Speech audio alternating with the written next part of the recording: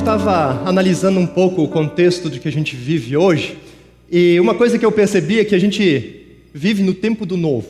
Já perceberam isso? Tudo é novo, tudo tem que ser novo. Né? Eu tenho meu celular, não é grandes coisas, mas eu tenho meu celular há uns 2 anos, talvez, e já está aquela carroça, né? Para entrar na internet, para mexer no Maps, então, é um negócio, né? Porque eu tenho que trocar já tem que ter mais capacidade, porque os aplicativos vão mudando, e tu tem que ficar sempre apagando as mensagens de WhatsApp, né? Porque não cabe mais, não tem mais memória. Pensando nos filmes, né? Sei quem tem aqui essas assinaturas de streaming, né? Tudo mais. Pô, a gente estava conversando lá na chamada esses dias que tem tanto filme bom, antigo, né?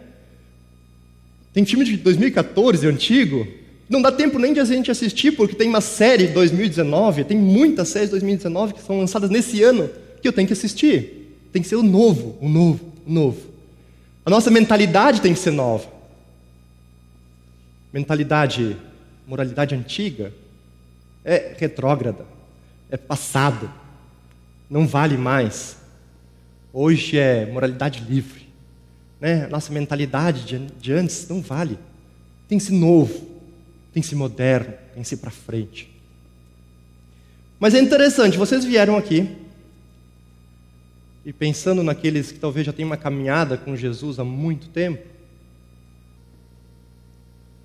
a gente está escutando uma mensagem que é antiga. E uma mensagem que a gente vem domingo após domingo escutando a mesma mensagem, não é? Deus é luz. Em Deus não há trevas. Vocês conhecem essa mensagem? Que anda nas trevas não tem comunhão com Deus, porque está em pecado. Que anda em pecado não tem vida eterna em si. A gente conhece. Cristo veio para esse mundo para tirar nosso pecado, destruir as obras de Satanás. A gente conhece essa mensagem. Mas essa mensagem que a gente precisa ouvir, domingo após domingo. Porque essa mensagem é verdadeira. E ela é verdadeira em mim e em ti. E talvez não seja verdadeira em alguns de nós ainda. Mas eu clamo ao Senhor que talvez essa seja uma manhã de transformação na tua vida. E que ela se torne verdadeira em ti. Para aqueles que estão mais acostumados já com a palavra, já conhecem um pouco o linguajar, vão perceber que essas frases talvez meio soltas que eu falei, é uma linguagem que João usa, né? João usa lá em 1 João, 2 João, nas suas epístolas. Usa também no Evangelho. É sobre isso que a gente quer falar. Eu quero falar sobre 1 João. E 1 João fala muito sobre um tema, que é comunhão. Comunhão. Comunhão com Deus, comunhão com os irmãos. Então te convido a abrir 1 João. Nós vamos passar por alguns textos em 1 João. Logicamente a gente não vai ler o livro todo, apesar de ele ser um livro curto.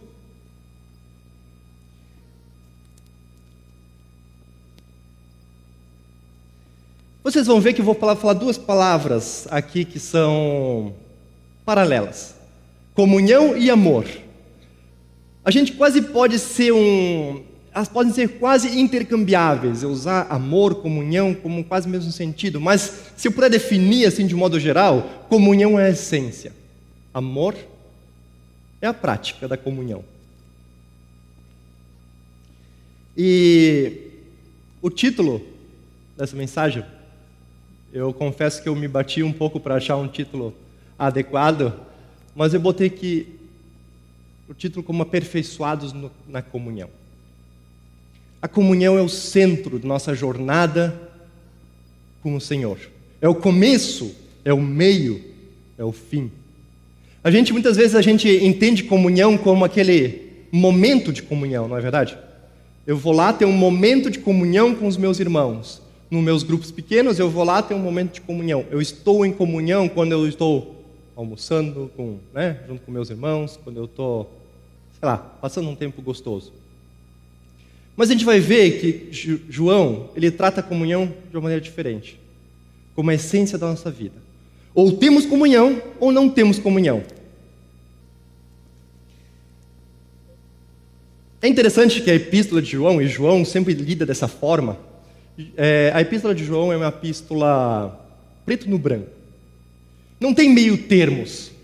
Ou tu é luz, ou tu é trevas. Ou tu tem comunhão com Deus, ou tu não tem comunhão com Deus. Ou tu conhece a Deus, ou tu não conhece. Ou tu ama, ou tu odeia. E às vezes essa linguagem de João nos atrapalha um pouco, nos incomoda um pouco. Porque parece assim, ele fala assim, quem tem comunhão com Deus, não peca. Daí tu pensa, mas eu peco. Eu não tenho comunhão com Deus? Mas João, ele quer trazer verdades pontuais na nossa vida e dizer que comunhão tem a ver com a nossa salvação, tem a ver com a nossa caminhada com Ele. Então eu quero falar 3 verdades que têm a ver com essa nossa caminhada em Deus e na comunhão com Deus e com os irmãos.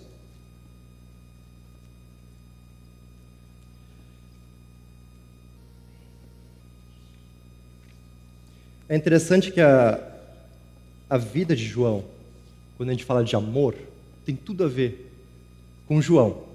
João, se vocês lembram, João, junto com seu irmão Tiago, apóstolos do Senhor Jesus, Jesus chamou eles de Boanerges. Boanerges significa filhos do trovão. Imaginam, né, a personalidade desses caras. Né? E realmente, depois, ele tem 2 episódios no Evangelho que são característicos, que é primeiro quando tem algumas pessoas expulsando demônios que não são os apóstolos de Jesus, e João e Tiago falam, Senhor, a gente viu o cara lá expulsando demônio, a gente proibiu, né? Que eles não são dos nossos, né? E Deus fala, calma, quem não é contra nós é por nós. E depois Jesus ia passando rumo a Jerusalém, ia passando por Samaria e quis se hospedar numa vila. E os samaritanos, não quiseram aceitar Jesus. E Tiago e João, os Boanerges, chegaram e disseram, Senhor, tu quer que a gente faça descer fogo do céu para queimar essa gente aqui? Né, que eles não quiseram nos receber. Essa era o ímpeto sempre de João e de Tiago, os filhos do trovão. Mas, por uma obra do Senhor, a gente vê que nós conhecemos João, pelas suas cartas e pelo Evangelho, como aquele apóstolo do amor, que chama os seus irmãos de meus filhinhos, né? Que tem aquela intimidade com cada um, com os quais ele tem contato. E ele mesmo se refere assim no Evangelho como aquele a quem Jesus amava. E eu entendo que essa denominação, autodenominação, não é uma denominação de distinção entre os outros apóstolos. Jesus me amava, mas não amava eles. Não. Mas uma designação de reconhecimento do amor do Pai por ele. Ou seja, que ele não era nada, mas o Pai, Jesus Cristo, Deus, amava ele. Então, só dando essa contextualização, eu quero passar então para esse primeiro ponto que a gente quer conversar, essa primeira verdade que tem a ver com a nossa caminhada na comunhão, caminhada no Senhor. Eu quero que vocês abram comigo 1 João, capítulo 1, versículo 1 a 4. O primeiro ponto é que a comunhão é o objetivo da pregação do Evangelho. Olha que interessante, diz assim, o que era desde o princípio, versículo 1, o que ouvimos, o que vimos com os nossos olhos, o que contemplamos e as nossas mãos apalparam. Isso proclamamos a respeito da palavra da vida. A vida se manifestou, nós a vimos e dela testemunhamos e proclamamos a vocês a vida eterna, que estava com o Pai e nos foi manifestada. Nós lhe proclamamos o que vimos e ouvimos para que vocês também tenham comunhão conosco. Nossa comunhão é com o Pai e com seu Filho Jesus Cristo. E escrevemos essas coisas para que nossa alegria seja completa. Nós sabemos que quando o homem pecou, a comunhão que nós tínhamos se quebrou. Quando Adão e Eva pecaram, eles se esconderam. A comunhão entre eles se rompeu, a comunhão entre Adão e Eva e Deus se rompeu. A comunhão entre Caim e Abel se rompeu. A gente vai falar um pouquinho depois disso. A minha comunhão contigo se rompeu. Não existe mais comunhão.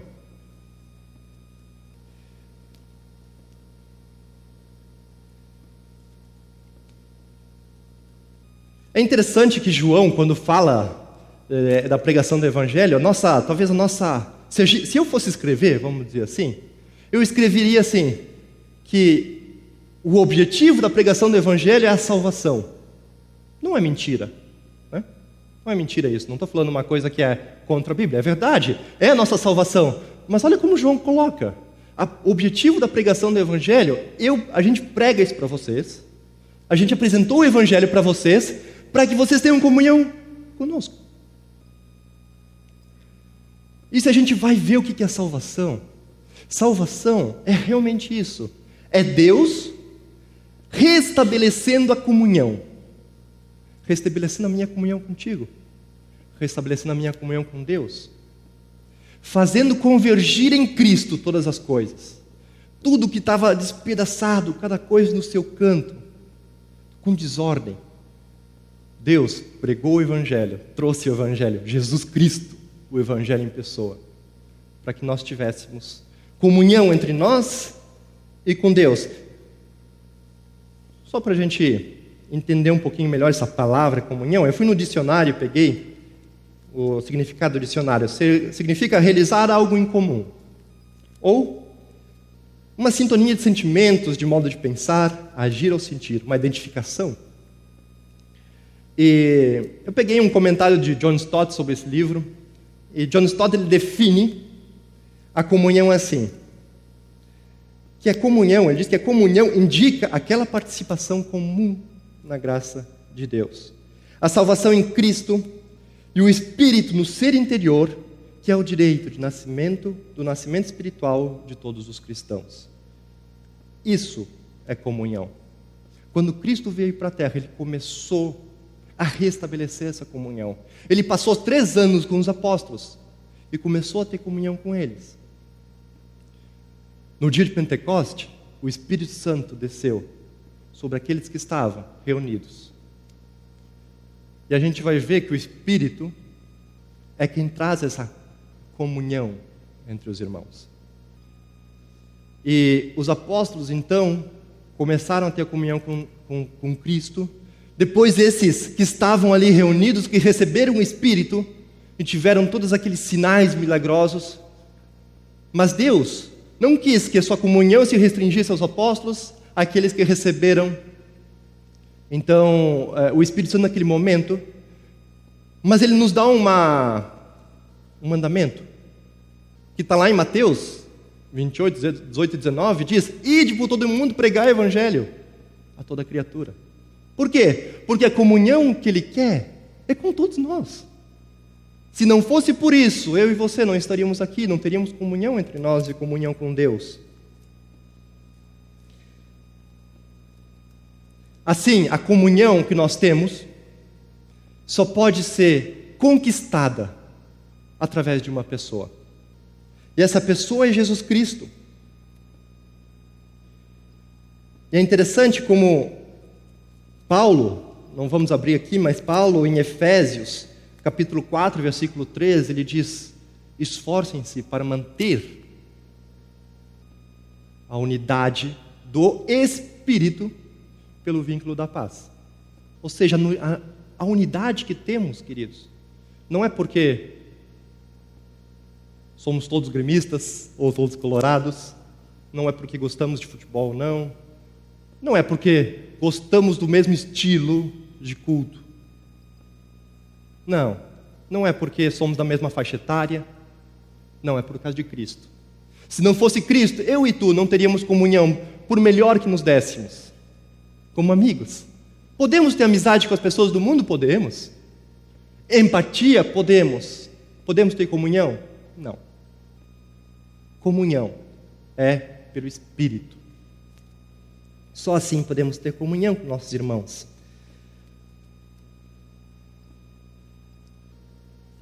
Eu acho muito interessante o texto de 2 Coríntios. Também não vamos abrir agora. Capítulo 5, versículo 20. Ele diz assim, que nós somos como embaixadores de Deus. Como se Deus estivesse rogando por nosso meio ao mundo. Gente, se reconciliem comigo. Ou seja, é como se nós, quando pregamos aos nossos amigos, quando pregamos o Evangelho àqueles da nossa casa, quando pregamos o Evangelho àqueles do nosso trabalho, a gente não está, aqui já uma aplicação prática para nós, a gente não está pregando uma boa vida. Não estamos pregando que as pessoas, gente, vem para Jesus que a tua vida vai melhorar. Não é isso que a gente está pregando. Nossa pregação é um convite. Querido, vem ter comunhão comigo. Vem ter comunhão comigo. E é isso que João está falando ali. Nós lhe proclamamos, versículo 3, o que vimos e ouvimos, para que vocês também tenham comunhão conosco. Mas, logicamente, essa frase de João não podia ficar solta, não podia se restringir a isso. Assim ele completa, porque a nossa comunhão é com o Pai e com o Filho Jesus Cristo. Não existe comunhão fora de Jesus, e fora do Pai, e fora da comunhão com o Pai.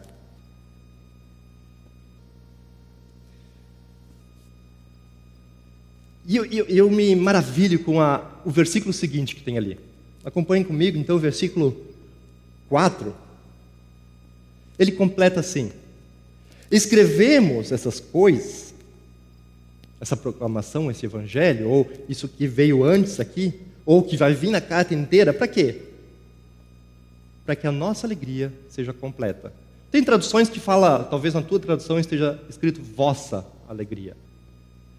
Mas o fato é que, tanto a alegria daqueles que estão recebendo, as pessoas novas que estão se convertendo na comunhão, ou as pessoas que estão ingressando nessa comunhão, vão se juntar a essa alegria.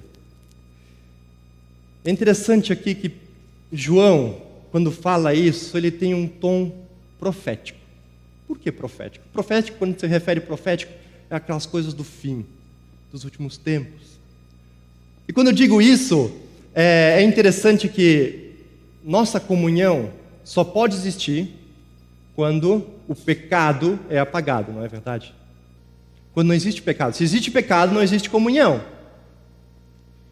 Mas nós ainda estamos num corpo de pecado.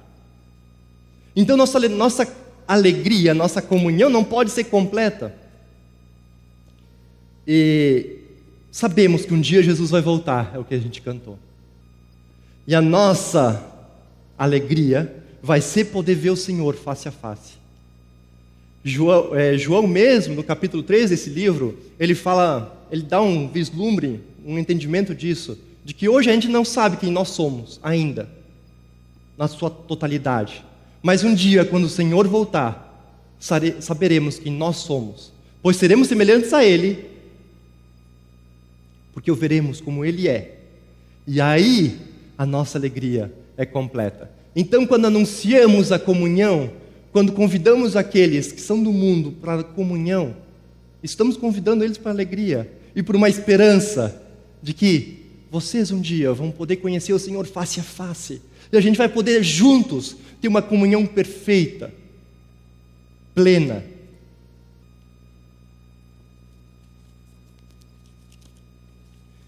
Essa é a primeira verdade. Primeira verdade, então, só voltando, então, o objetivo da pregação do Evangelho. Segunda verdade, que a comunhão que nós temos entre os irmãos é um indício da nossa salvação. É isso que João fala. E eu vou dar aqui 3 pontos, 3 paralelos que João faz, que nos ajudam nessa explicação. Abra comigo, então, 1 João capítulo 4, versículos 7 a 12.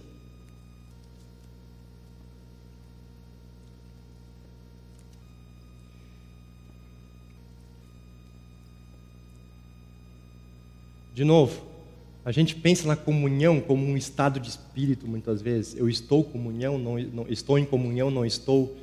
Eu amo, não amo tanto. Mas João, ele é enfático. E muitas vezes parece que ele não distingue a questão da natureza do ser humano com a sua prática. Então, assim como um passarinho voa, é da natureza dele voar. E assim como o peixe nada, o cristão ama. O cristão tem comunhão. Não dá para desassociar essas coisas. É interessante que aqui ele também está falando que o amor que mostramos aos outros, ele fala de um amor especial.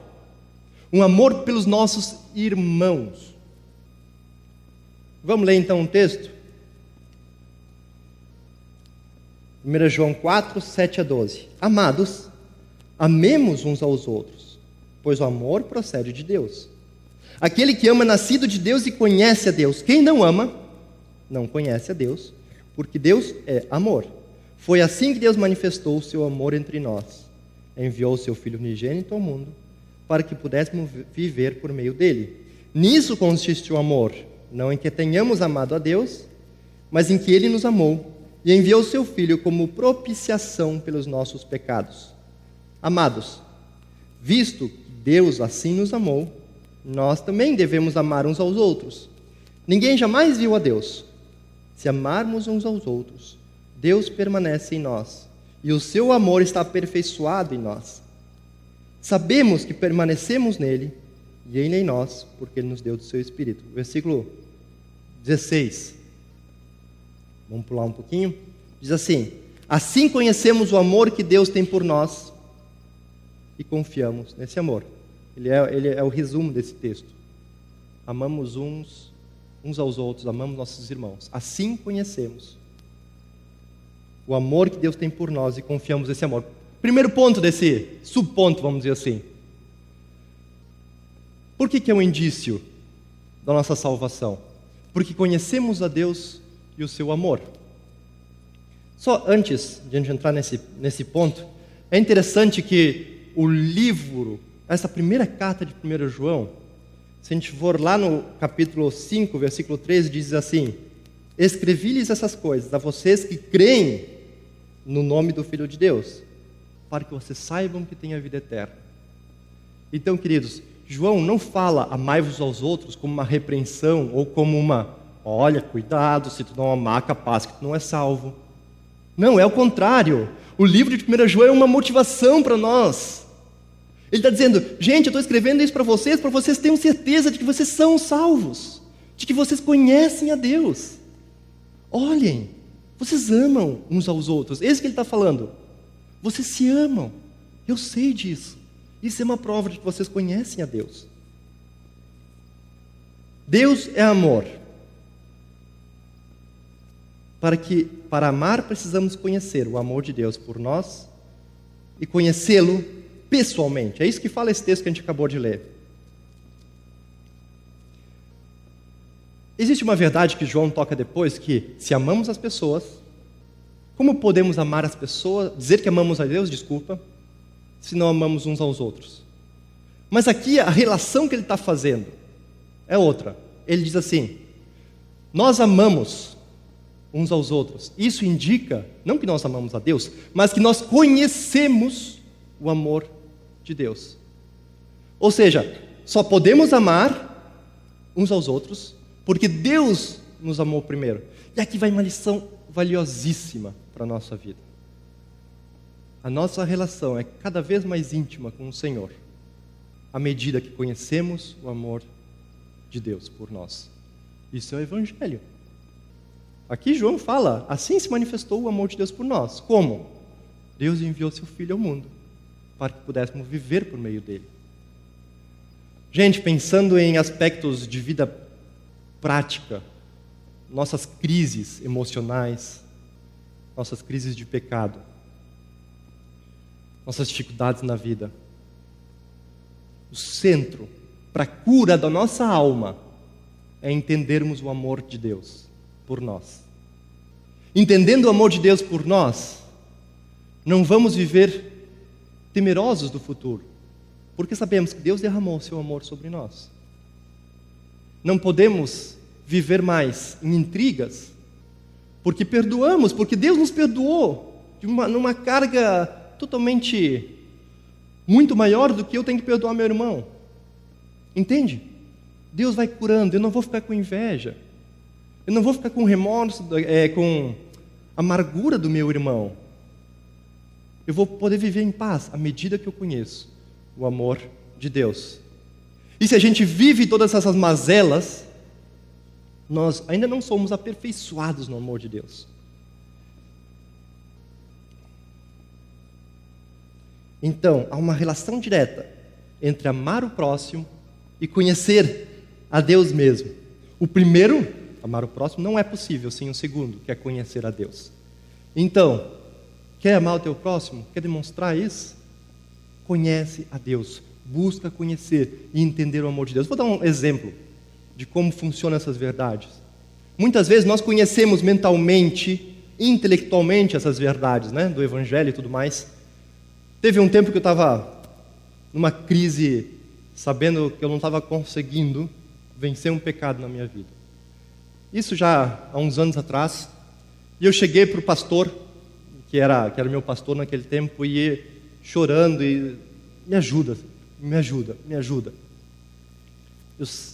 Eu não consigo vencer isso. E ele chegou para mim, me deu quase raiva, na verdade, dele, que ele chegou para mim: Stefano, acho que tu não entende a graça de Deus. Eu, como assim não entendo? Eu ouvi desde pequena sobre a graça de Deus. Eu sei que a graça de Deus é um presente merecido. Eu podia falar, né, toda a teologia de cor para ele. Mas aqui ele ficou batendo, ele só disse isso. Aqui ele ficou batendo. Desculpa, não disse só isso, mas essa frase foi a exponencial. Não disse muito mais que isso. Mas aqui ele ficou martelando na minha mente, martelando. E eu entendi que quando Deus me perdoa, derrama da graça dele sobre a minha vida, eu estou perdoado. A crise que eu tinha, muitas vezes nossa crise com nossos pecados é que nós achamos que devemos pagar pelo nosso pecado. Nós não cremos na suficiência do sacrifício de Jesus. Não é verdade? Então parece que eu tenho que... Seria tão bacana se alguém tivesse lá me chicoteando porque eu preciso pagar aquele pecado. Né? Não entendemos que o Senhor Jesus foi chicoteado no nosso lugar. O Senhor Jesus derramou o sangue dele no meu lugar. Eu não preciso mais pagar esse pecado. Preciso confessar ele, me arrepender, estreitar meu relacionamento com ele de novo. Isso é verdade. Mas isso tem tudo a ver com o que estamos falando aqui. Nosso entendimento do perdão de Deus, nosso entendimento do sacrifício de Deus, do amor de Deus por mim, transforma a minha vida. Precisa transformar a minha e a tua vida. É imperativo isso. Vamos falar de uma maneira mais curta aqui também. Mas indica nosso amor pelos nossos irmãos, nossa comunhão indica a nossa salvação, porque ele faz um paralelo entre o amor aos irmãos e o amor à justiça. Olha ali o capítulo 3, versículo 11. Essa é a mensagem, do 11 ao 15, que vocês ouviram desde o princípio, que nos amemos uns aos outros. Não sejamos como Caim, que pertencia ao maligno e matou seu irmão. E olha só, por que causa o matou? Porque suas obras eram más e as de seu irmão justas. Meus irmãos, não se admirem se o mundo os odeia.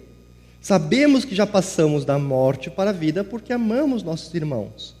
Quem não ama permanece na morte. Quem odeia seu irmão é assassino, e vocês sabem que nenhum assassino tem a vida eterna em si mesmo. Lembrem que João, escrevendo essas coisas, ele quer pôr no nosso coração a convicção da salvação. Então ele diz assim, gente, ele dá um exemplo entre amor e ódio. O que é ter comunhão e o que não ter. Ele fala assim, que Caim, ele dá o exemplo de Caim e Abel, era do maligno e matou seu irmão. E por que causa ele matou? Tinha uma intrigazinha ali com Abel, ele não gostou do jeito que Abel fez o sacrifício, ele achou que tinha que colocar mais sal, não sei o quê. Não. Porque as obras de Abel eram justas e de seu irmão injustas. Ele era mau. Então, quando Deus fala aqui de amar os irmãos, Ele faz um paralelo que, na verdade, tu ama teu irmão porque tu ama a justiça. E se tu não ama a justiça, tu não ama teu irmão. E Ele fala irmão aqui porque Ele está falando entre nós. E Ele faz um paralelo como se Caim fosse o mundo e nós, como cristãos, fôssemos Abel. Gente, olha para o mundo que a gente está vivendo hoje. João fala, não se admirem se o mundo vos odeia. Por quê? Porque o mundo odeia a justiça. Quando a gente fala sobre cultivar a família, o que o mundo faz? Não quero ouvir isso. Quando a gente fala dos papéis de homem e da mulher na família, quando a gente fala de amor sacrificial, quando a gente fala de viver para o outro, de viver por uma causa maior que é Cristo Senhor, não, vivam para vocês mesmos, a gente merece alegria.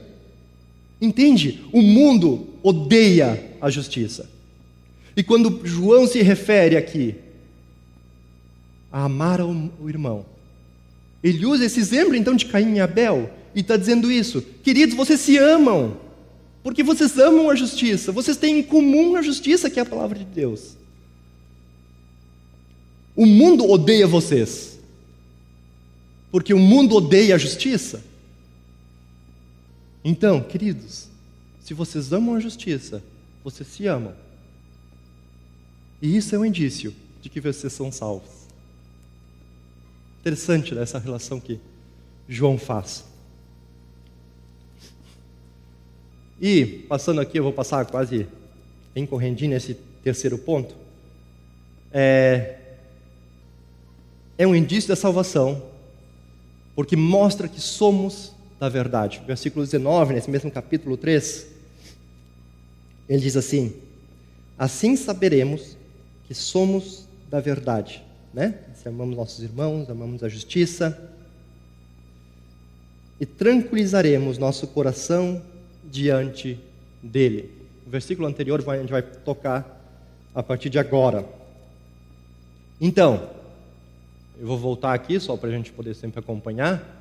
Ponto 1, o Evangelho é o objetivo da nossa pregação. Ponto 2, é um indício da nossa salvação. E agora a gente foi para o ponto 3. Ele é mandamento do Senhor. Vocês veem como a comunhão vem nos acompanhando desde o início da nossa jornada cristã. Deus estabeleceu a comunhão conosco. Nós assim temos comunhão com nossos irmãos. Isso fortalece a nossa convicção de que somos realmente da verdade.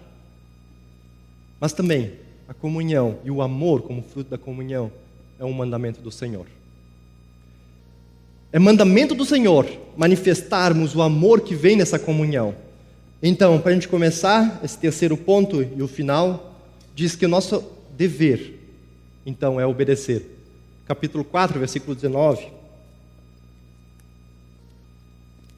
Diz assim: nós amamos porque Ele nos amou primeiro. É o que a gente estava falando antes. Se alguém afirma, eu amo a Deus, mas odeia seu irmão, é mentiroso. A gente não vê tanta gente do mundo dizendo, eu amo a Deus, mas não amo a justiça. Pois quem não ama seu irmão, a quem vê, não pode amar a Deus, a quem não vê. Ele nos deu esse mandamento. E agora sim, quem ama a Deus, ama também seu irmão. João vincula tudo, é impossível separar essas coisas para João. É impossível dizer que tu ama a Deus, que tu conhece a Deus, se tu não ama o teu irmão. É uma coisa só, ele não consegue desvincular a prática da essência.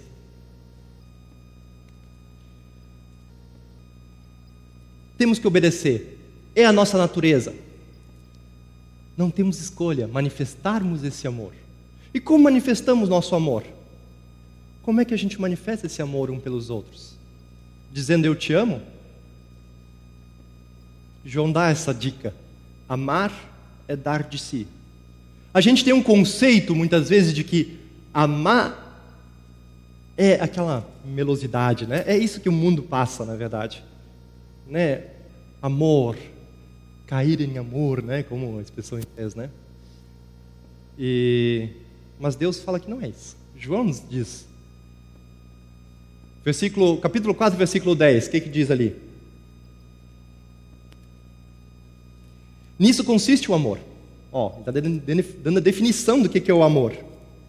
Não em que nós tenhamos amado a Deus, mas em que Ele nos amou e enviou seu Filho como propiciação pelos nossos pecados. Quando a gente fala de amor, a gente sempre fala de um verbo. Interessante, com qualquer outro verbo a gente vincula muito fácil, né? Andar. Tu já imagina uma pessoa andando. Falar. Tu já imagina alguém falando. Amar. Abstrato. Né? Fica totalmente abstrato. Amar. Não. Amar é um verbo. É um verbo, é uma ação. Não posso amar sentimento. Amar é uma ação. Amar é dar de si. Deus amou o mundo, então Ele enviou seu Filho. João 3,16, a gente pode todo mundo falar de cor aqui, né? Deus amou o mundo de tal maneira que deu. Deus amou o mundo de tal maneira que deu seu Filho, deu tudo que possuía. Querido, se tu diz que tu ama teu irmão, tu deve dar de si ao teu irmão. É confortável? Claro que não é. Porque a minha natureza pecaminosa diz que o que é meu, ninguém toca. É tão fácil, né? Essas crianças, que muitas vezes nós dizemos inocentes, é meu, eu não empresto, é meu. É a natureza pecaminosa, tomando conta já. Mas quando temos a natureza de Deus, porque nascemos de novo, e somos uma nova criatura, agora nós damos de nós mesmos para os nossos irmãos. É visitar quando precisa, é sustentar em oração, é dar dinheiro quando precisa, é estar lá dando o ombro para chorar, é se alegrar na alegria dos outros, é dar de si, é levantar no meio da noite para consolar. Eu sei, como pai, eu sei como é difícil levantar no meio da noite. Eu sei como é, né? De novo essa criança está chorando, né? Já é a quinta vez que acorda no meio da noite. É dar de si, é deixar seus interesses de lado, em favor do próximo.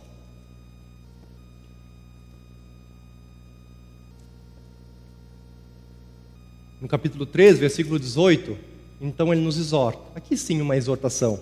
Capítulo 3, versículo 18. Filhinhos, olha o amor de João. Não amemos de palavra, nem de boca, mas em ação e em verdade. Não amemos de palavra, nem de boca. Aqui confirma. Amor não é da boca para fora, não é simplesmente sentimento, eu te amo.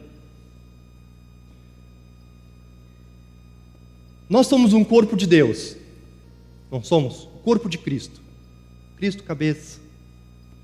Isso diz que a manifestação de Deus aqui na terra se dá através de quem?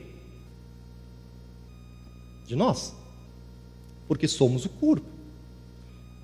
Então, quando diz, eu amo a Deus, como é que se revela esse amor a Deus? Um amor ao meu irmão. Porque João está falando, repetindo aquele texto. Como é que eu vou dizer que amo a Deus se eu não amo meu irmão a quem... Se eu não amo meu irmão a quem vejo, como é que eu vou amar a Deus a quem eu não vejo? João é consciente desse intangibilidade do amor a Deus. Então ele fala, queridos, é uma maneira só de mostrar meu amor a Deus, amando ao próximo. É muito legal a gente poder estar louvando o Senhor, levantando a mão, mas não é isso que mostra, revela o nosso amor a Deus. Se eu saio daqui e discuto com meu irmão, é isso que revela. Se eu odeio meu irmão, é isso que revela, se eu odeio a justiça. Gente, temos esses 3 pontos. Primeiro, amar e ter comunhão é o motivo da pregação do Evangelho. Então, quando pregamos o Evangelho, convidamos aqueles de fora a ter comunhão conosco e comunhão com Deus. O segundo ponto que a gente viu, o amor aos irmãos e a comunhão é um indício da nossa salvação. Vocês se amam. Se você odeia a justiça, agora sim, abre teus olhos. Vem para a luz. Vem para o Senhor Jesus. Ame a justiça. Ame a justiça. A justiça causa arrepios em quem é do mundo. Sabe por quê? Porque mostra a iniquidade. Ninguém quer ver a sua própria iniquidade, muito menos ter revelado a sua iniquidade. Mas quando é comparada com a justiça, quando a luz vem, os seres das trevas se escondem. A gente sabe disso. E o nosso convite é: gente, saiamos do império das trevas. O Senhor Jesus faz isso. E venhamos para o reino do Filho de Deus, do Filho amado de Deus, que é um reino de luz, o reino de comunhão. E por último, então, revisando, é mandamento do Senhor nós manifestarmos o amor que vem da nossa comunhão. Começamos falando que essa mensagem era uma mensagem antiga, que nós pregamos domingo após domingo. Mas João fala que essa mensagem também é nova ao mesmo tempo, porque ela é verdadeira. Ela se faz nova no coração daqueles que conhecem o Senhor, na alegria daqueles que são chamados por João de filhinhos, que descobrem o amor de Deus, estão naquele primeiro momento de comunhão com Ele. Também se revela no brilho nos olhos daqueles jovens, aqueles jovens que vencem o pecado, e no entusiasmo daqueles pais espirituais que descobrem cada vez mais os tesouros profundos da palavra de Deus. Para esses, essa mensagem que a gente prega domingo após domingo, amem os seus irmãos, amem a Deus, tenham comunhão com seus irmãos, tenham comunhão com Deus. Ela se faz nova. Se tivermos amor por nossos irmãos, o mundo descobrirá algo novo. Uma atitude que não está de acordo com a velha maneira de agir. Uma atitude sem egoísmo, de respeito, sem ódio e sem orgulho. Então o mundo vai descobrir as misericórdias do Senhor que se renovam a cada manhã, que se renovam a cada dia. Eles vão descobrir um novo sentido para a vida, um sentido real e verdadeiro. Nisso conhecerão quem são os meus discípulos, se vocês tiverem amor uns pelos outros.